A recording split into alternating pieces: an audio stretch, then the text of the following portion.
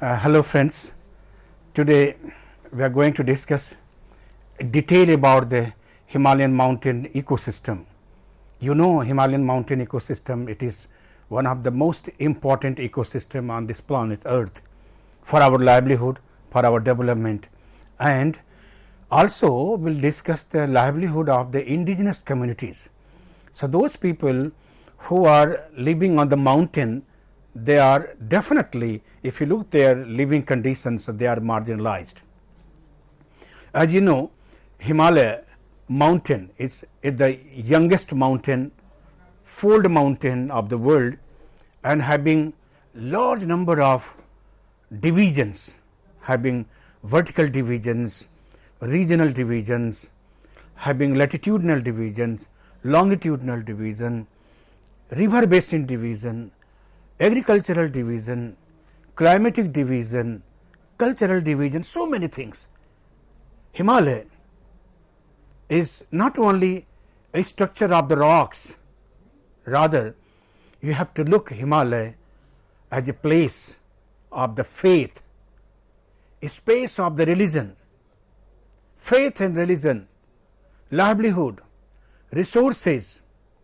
Therefore, if you look the Himalaya mountain, it contains all the three realms of the existence of our philosophy.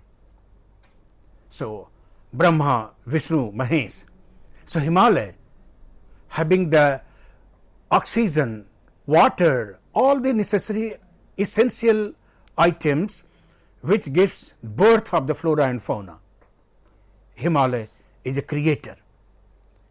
And Himalaya having a highest water tower of the world, carries water and sustains more than 65% of the population of Asia continent, where Himalaya supports almost 50% of the global population through its river basin flowing in different directions from Himalaya region. It is the one of the best example of highland lowland interaction.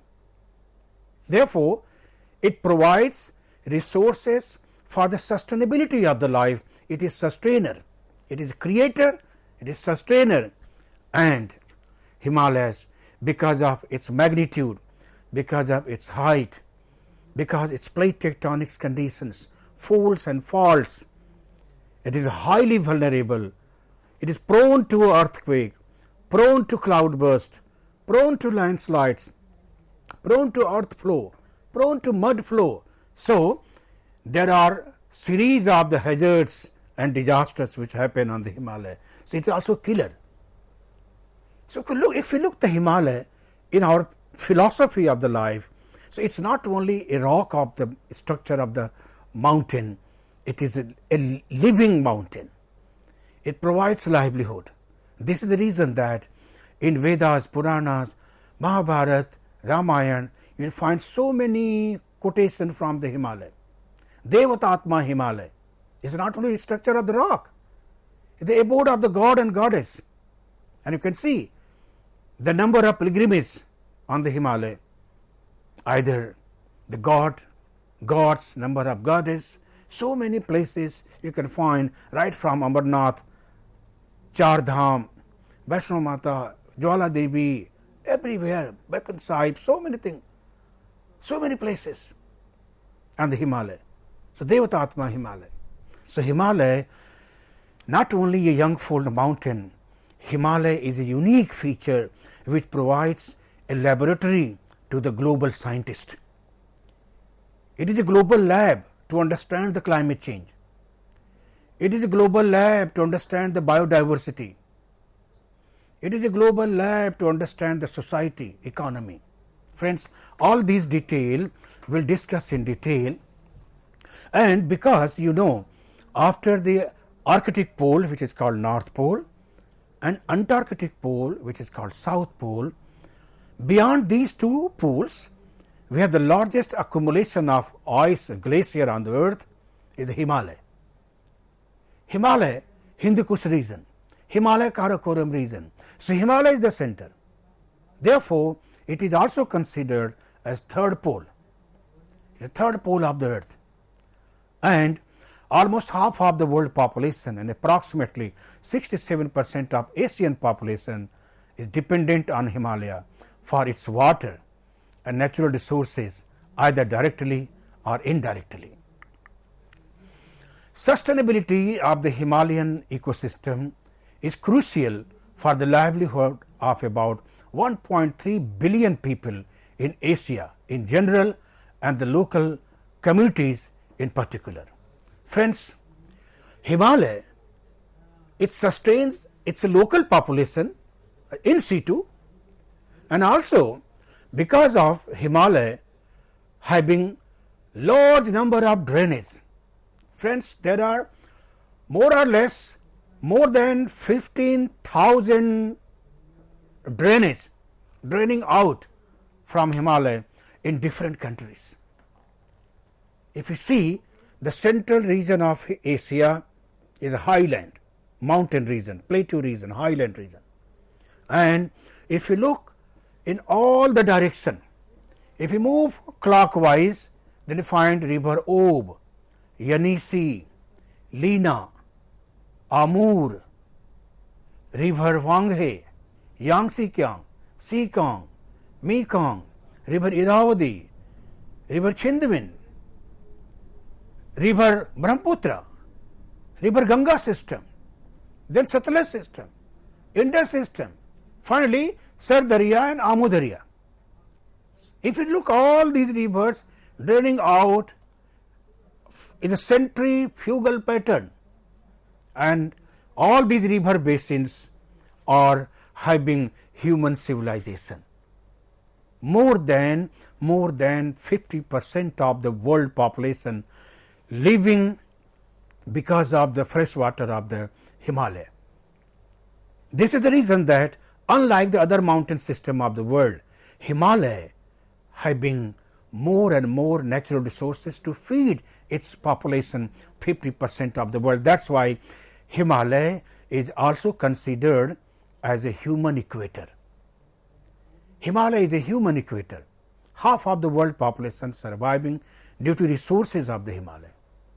See, Indian context, there are almost 54 million cities in India, million cities where population is more than 10 lakh, and all these million cities, megalopolis, mega cities, highly polluted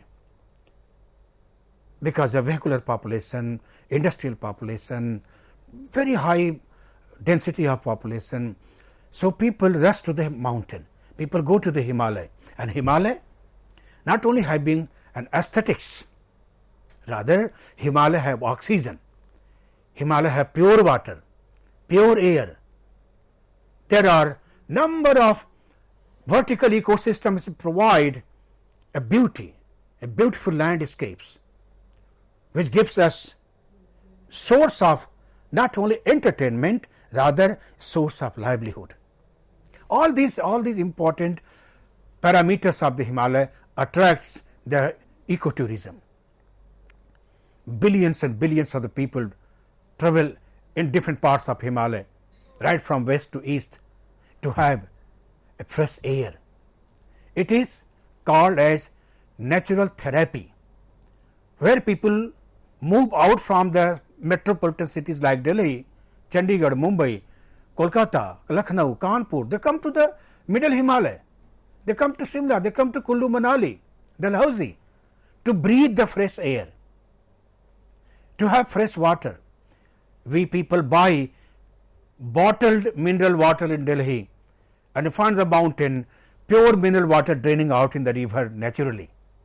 The abode of natural resources that sustain through the agriculture, through the forestry, through the tourism to the people of the Himalaya as well as people in the low-lying areas.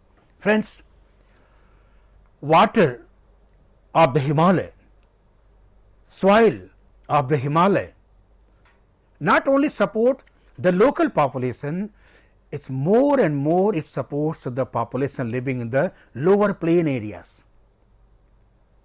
Entire Gangetic plain, entire Brahmaputra plain, Indo-Satluj plain, all these plains, Indo-Brahma plain, altogether 2,900 kilometers in the length, parallel to the Himalaya, this plain formed because of Himalayan sediments. These plains are drained because of Himalayan rivers. The people of this plain having high density over more than 500% per square kilometer to 1000% per square kilometer, consisting of the agriculture, and these all agriculture based on the water draining from the Himalayan rivers. Friends, Himalaya not only sustain its indigenous population, it also supports billions and billions of the population living in the low-lying areas. This is the reason that Himalaya is one of the best example of the highland lowland interaction. Himalaya gives resources to the people. It gives faith to the people. It gives belief to the people. And apart from natural resources, aesthetic resources, there are number of spiritual resources which gives human being meaning of the livelihood, meaning of the life and survival. And Himalaya, huge population pressure, and there are number of the human negative activities which are degrading the resources of the Himalayas, called depletion of resources, loss of natural habitat and threat to the different species. Friends, upward movement of developmental activities, changing the natural ecosystem to anthropogenic ecosystem. These Anthropocene activities degrading the resources of the Himalaya. Injudicious use of the Himalaya, injudicious extraction of the natural resources, creating number of threats, vulnerability, risk, exposure, hazards, and finally creating a number of series of disasters in Himalaya. Himalayan mountain ecosystem, which is called Indian Himalayan region, IHR, Indian Himalayan region. Friends, Indian Himalayan region covers 95 districts of the Indian Union, which starts from the foothills in the south of Shivalik, and the region extends to the Tibetan plateau in the north. So, from foothills of the Shivalik to the Trans-Himalaya, it covers almost 95 districts of India, where these Indian Himalayan region occupies the strategic position of the entire northern boundary, northwest and the northeast of the country, and touches almost all the international borders of 7 countries with India. Therefore, Himalaya is one of the most strategic geopolitical resource for the country. Friends, you might have read that Himalaya is the strongest soldier for India. Himalaya protects the Indian interest against the China, against the Pakistan. Friends, we see either the western sector with the Chinese boundary, India and China boundary, western sector which covers the boundary between India and China along the Jammu Kashmir, then central sector, the boundary between India and China covering the states of Himachal Pradesh and Uttarakhand, and finally eastern sector which covers from Sikkim to the Bhutan to Arunachal Pradesh, all that area in the east. Himalaya stands with a vertical slope northward, that's towards China, and having gentle slope, folded slope towards south, that towards India. Therefore, strategically the ease of accessibility is more towards Indian military, and the difficulty of entrance is towards Chinese territory. Therefore, you can find whatever the passes are lying in Himalaya, whether Karakoram Pass or Doklam Pass or Nathula, Jalepla, any passes along the boundary of India and China. China is too much concerned regarding those passes, and one of the best example we have experienced is Doklam. Why Doklam is so important to China? Because there is a ease of accessibility. So, thanks to Himalaya, it stands vertical towards China, difficulty towards China to enter in Himalayan region, and the ease of accessibility to the Indian troops and Indian military. So, Himalaya provides a strategic geopolitical advancement, geopolitical interest of Himalaya as compared to China and Pakistan. The Indian Himalayan region is responsible for providing water to a large part of Indian subcontinent. Friends, it is not only India, all the countries of the subcontinent, whether it is Pakistan, China, region the northern part of. In the Indian subcontinent, Pakistan, Nepal, Bhutan, Bangladesh, all these countries, each and every drop of water for the survival, for development, all occur from the Himalaya. So, not only India, along with India, the Indian subcontinent, countries of Indian subcontinent also dependent for the resources of the Himalaya. And this region, Indian subcontinent region, contains varied flora and fauna.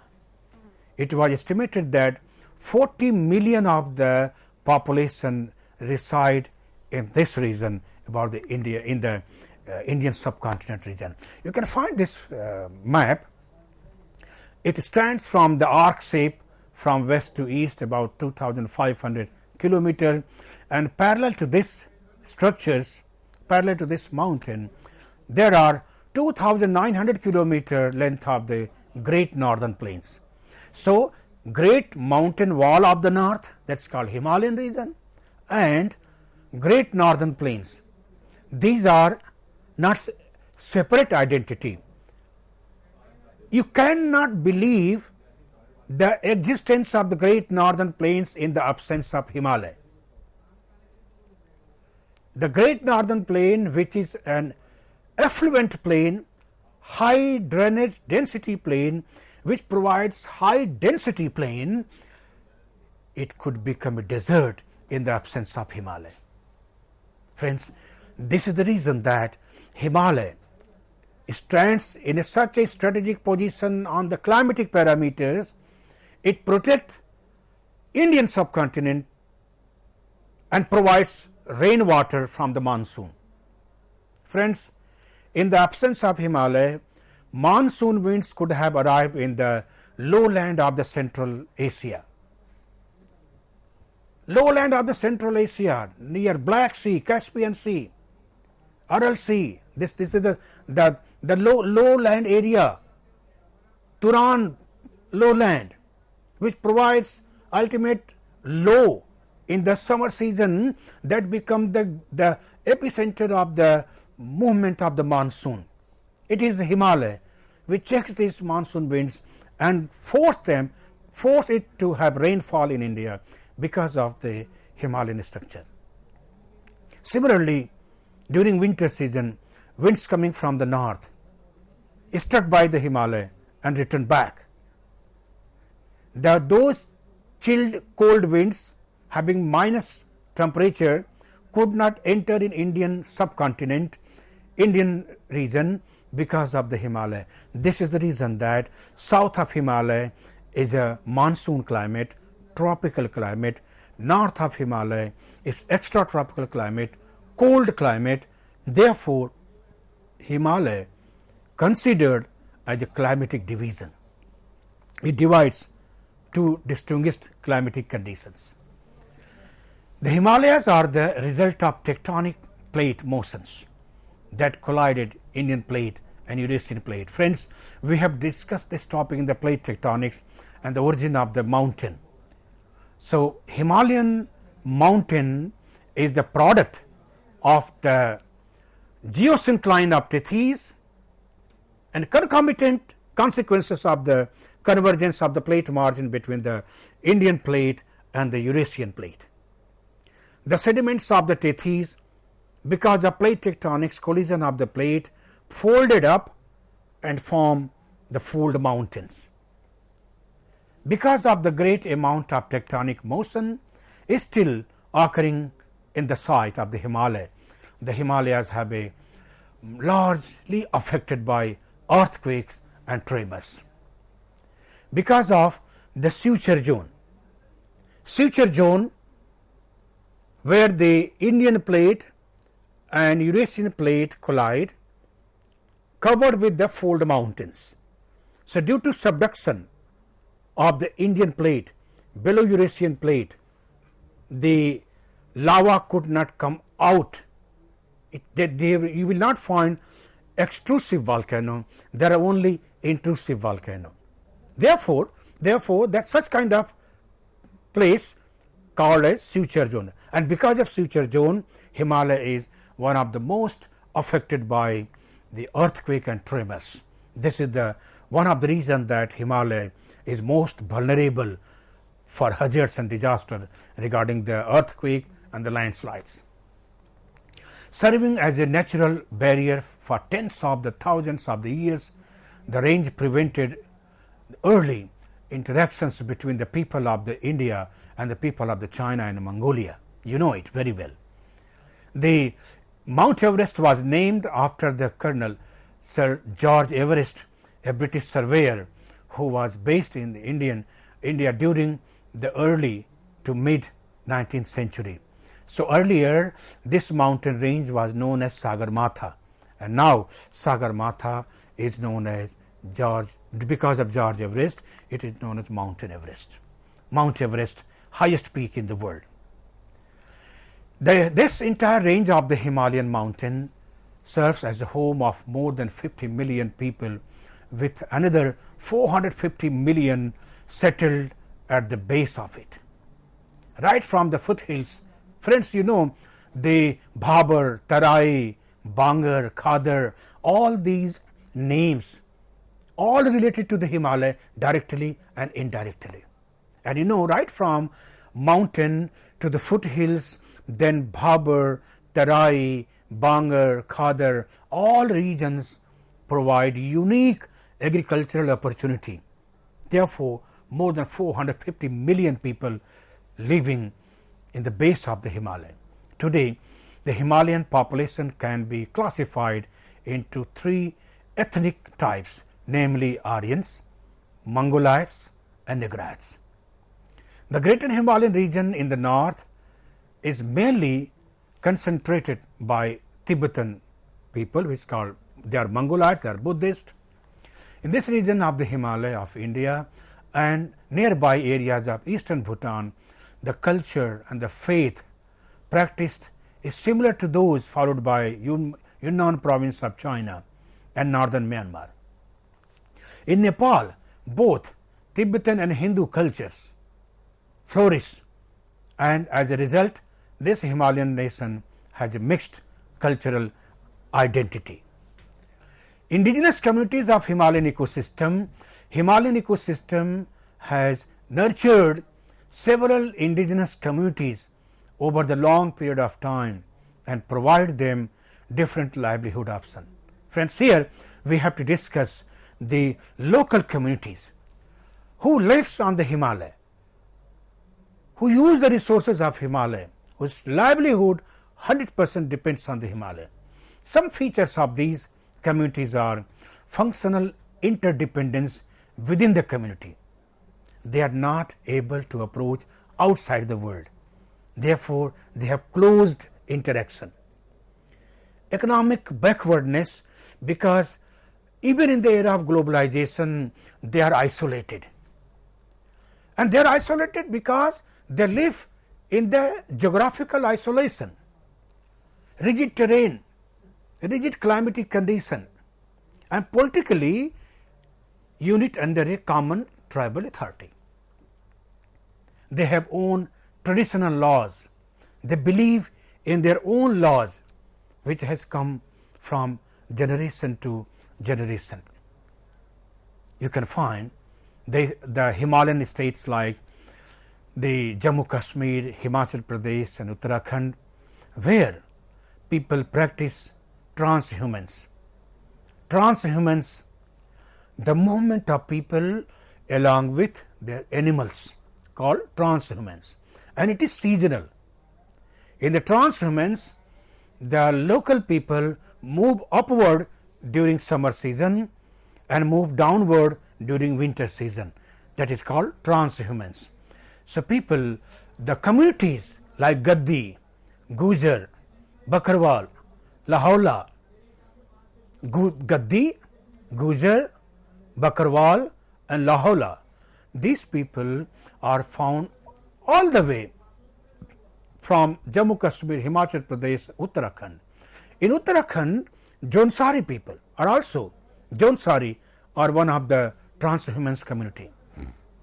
And in the eastern part of the Himalaya, you can find Bhotia, Lepcha and Sherpa, many other local communities. And all these communities are based on the animal resources. The animal resources for them are the source of livelihood. Friends, these people who gather their sheep, goats, and these are the assets of the local people. Friends, these sheep and goats are not only an asset of the local community, no doubt. These animals are the source of livelihood of the local community. But these animals of the highlands supports food supply, nutrition supply in the lowland areas. People living in the metropolitan cities, people living in the big urban areas, they are all, these people, Lepcha, Bhutia, all these people supply their animals to the metropolitan cities. Therefore, the nutritional supply of the food, these people are also highly responsible for that. The rigidity of the climatic condition and the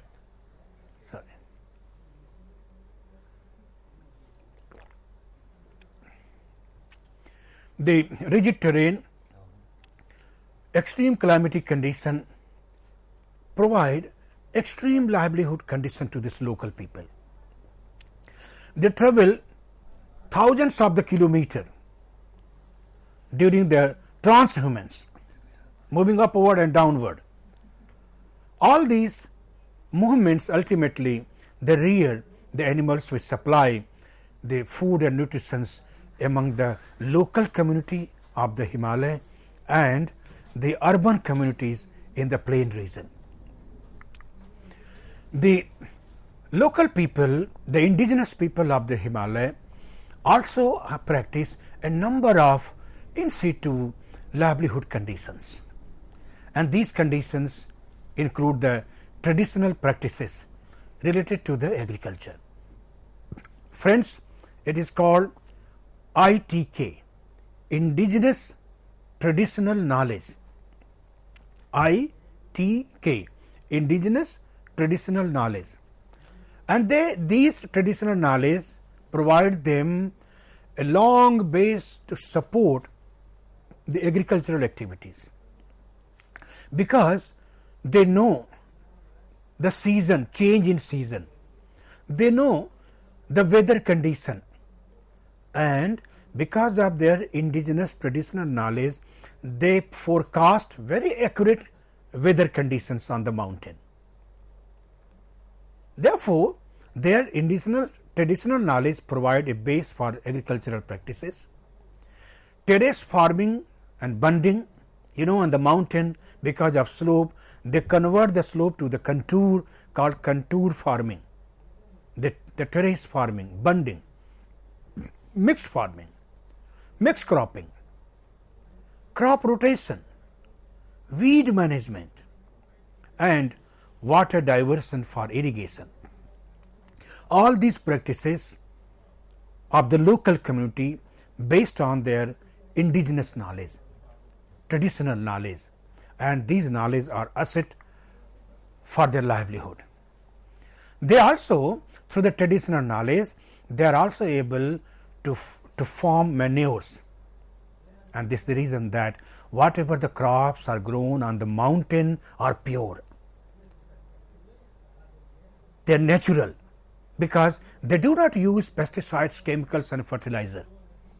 They use manures. That's why more and more organic farming coming from the mountain. People believe that the crops which are grown on the mountains are organic crops.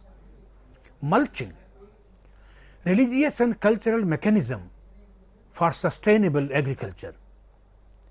Because of their religious and cultural input in agriculture, they don't need chemical fertilizer, rather high yield they are able to get from the mulching manures which they are able to produce from their livelihood conditions of daily living. Local community of the mountain also move from the horticulture. The number of horticultural crops, pastoralism and animal husbandry. Friends, animal husbandry not only for the transhumans, animal husbandry is common in each and every rural areas of mountain, because throughout the year they cannot survive on agriculture, because unlike the plain region where we have 3 full length of agricultural seasons like Kharif, Rabi and Jayad, it's not found on the mountain because of high altitude mountain region during winter covered with snow. Therefore, agriculture season is limited on the mountain. So during the non-agricultural season, they are dependent on the animals. That's why the intake of the flesh, the intake of the meat is contemporarily high in the mountain region because of less growing season of agriculture. Also, pisciculture, trout farming, fish farming, poultry farming. The pisciculture and poultry farming on the Himalaya developed among the local community due to tourism development. Hotels, industries and associated activities have developed a lot on the mountain. So these new development, there is a cultural transformation of the indigenous people because of tourism. Service sector development, where the number of administrative jobs, teaching jobs, tourist guide, tourism related activities increasing. So they are people of the local community leaving their traditional activities and more being engaged in tourism related activities. Also, the local community are engaged in the laborer, agricultural, daily wages activities.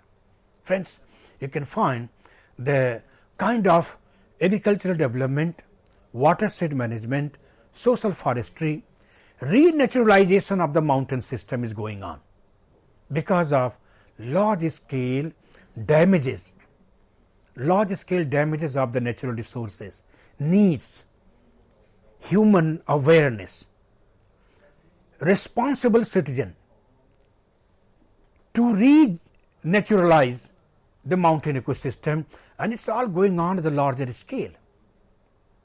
So afforestation, kind of pisciculture, poultry farming, these are supporting the agriculture. Along with there is a new forms, afforestation right from the panchayat level, supporting the degraded natural system, promoting to its natural ecosystem.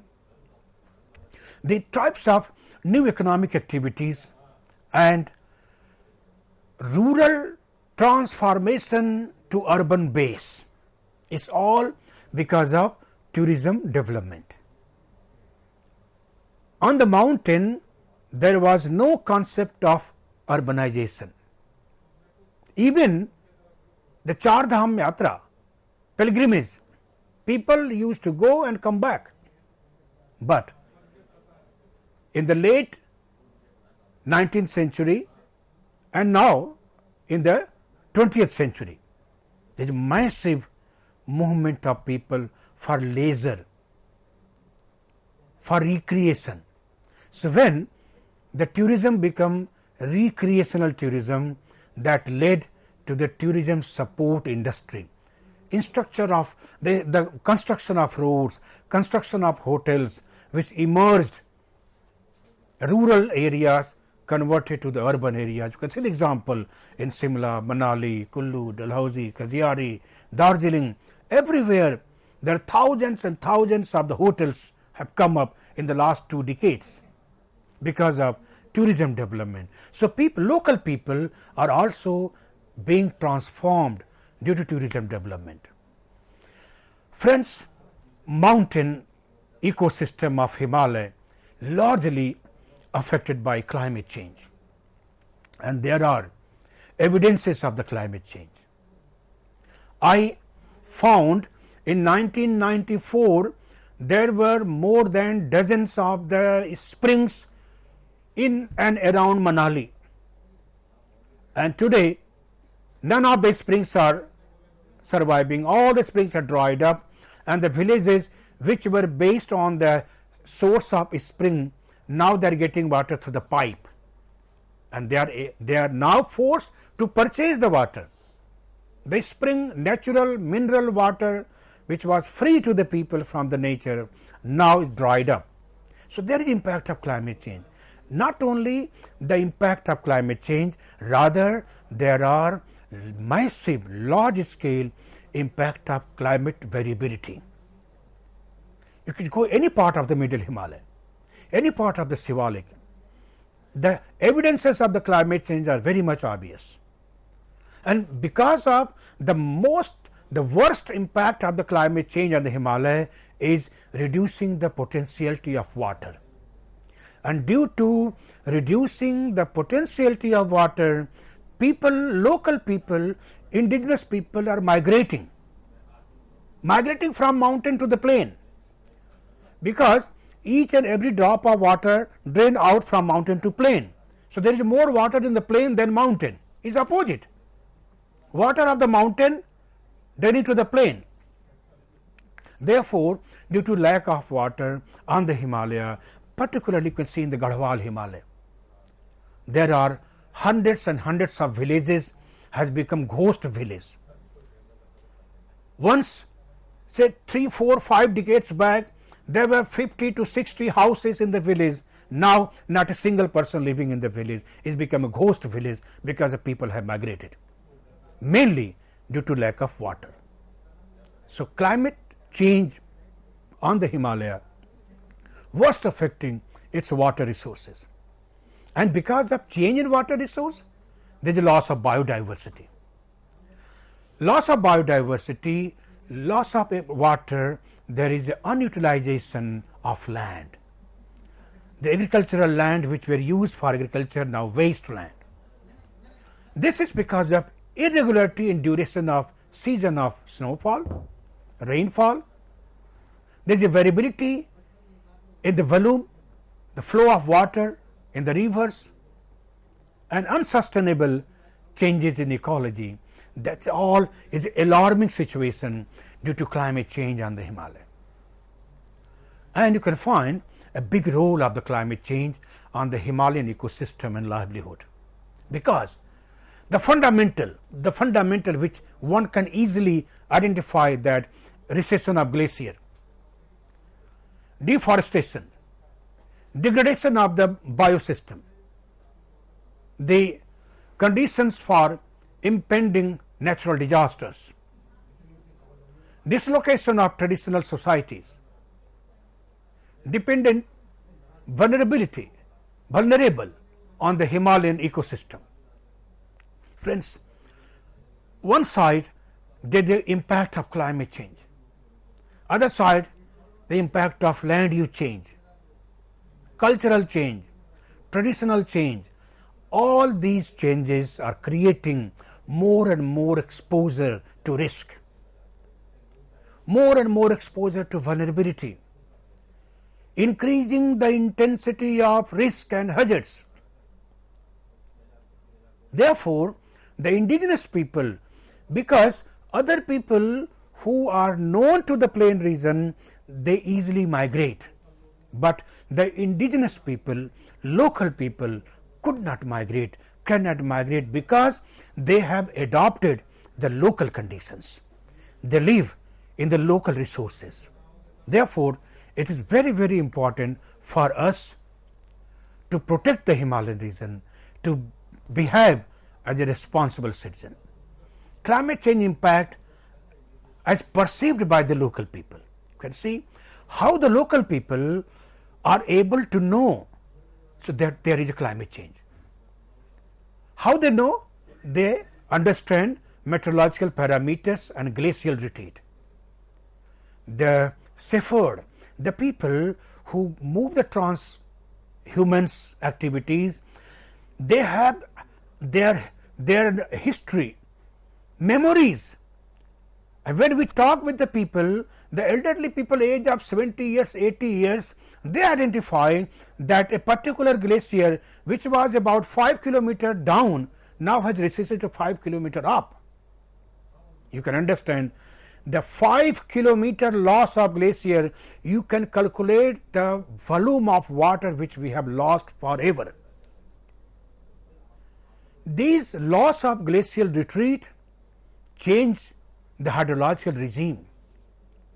Friends, you know, when you learn the difference between Himalayan rivers, means North Indian rivers and South Indian rivers, we learn that Himalayan rivers are perennial. These rivers are perennial because they are snow fed, they are glacial fed. And if there is no glacier, then time will come when Himalayan rivers will also become seasonal rivers like peninsular rivers. And because of change in the hydrological regime, there is change in cropping pattern. There is change in the cropping pattern, and that have a great impact on agriculture. Overall, indigenous cropping pattern depends on hydrological regime, climatic conditions. Friends, all these important parameters which are having the climate change impact as perceived by the local people, their behavior. Even not only human behavior, there are perceived changes in animal behavior due to change in climate, changes in honeybees and bird population. This is very important. As an ecologist, one can go to the mountain, and when you interact with the local people, say 50 years back, the behaviors of the honeybees, behaviors of the birds population were different than today. Increased intensification in crops earlier because of less population, no tourism, even the less agricultural crops were enough to sustain the local population. Now the local population have to sustain themselves, and also they have to sustain the influx of tourist population. And because of these, there is a pressure. There is a pressure on nature. There is a pressure on the people. That impacts even on the pastoralism and their pasture. When the number of animals are increasing to support the food and nutrition supply, that degrading the pastoral land, agricultural land. Friends, now time has come when we need the conservation for livelihood of the local people. There is a need to record the documents that existing bases in Himalayan ecosystem in terms of genetic diversity of crop plant, genetic diversity of livestock, genetic diversity of the forest species, aquatic diversity, and soil microbial diversity, sustainable forestry. Now, watershed management, sustainable forestry, mixed forestry, agroforestry, all these parameters along with the renaturalization of the mountain has become need of the hour. The mission needs to deliver a better understanding of the coupling between the Himalayan ecosystem and the climate factor is the national mission for sustaining the Himalayan ecosystem. Union government have established national mission for sustaining the Himalayan ecosystem, looking the importance of the Himalaya. The mission attempts to address some important issues concerning Himalayan glaciers and associated hydrological consequences, biodiversity and conservation and protection, wildlife conservation and protection, traditional knowledge, societies and their livelihood, planning for sustaining of the Himalayan ecosystem. Sustaining the Himalayan ecosystem as a national mission will focus on the rapid generation of the 4 types of national capacities, that human and knowledge capacities, institutional capacities, capacities for evidences based policy building and governance, continuous self learning for balancing between forces of nature and actions of the mind kind, strengthening the role of local players like stakeholders, local governance under Panchayati Raj institutions, etc. And all these parameters are must to save the Himalaya, and we need to adopt these practices. We encourage the cultivation of traditional varieties of crops, horticulture by the local people. We need these all creations, appropriate skills, local knowledge to promote sustainable livelihood in the mountain. And we have to assure to help the mountain people to save the Himalaya, to save the life on the earth and ourselves. Thank you very much. With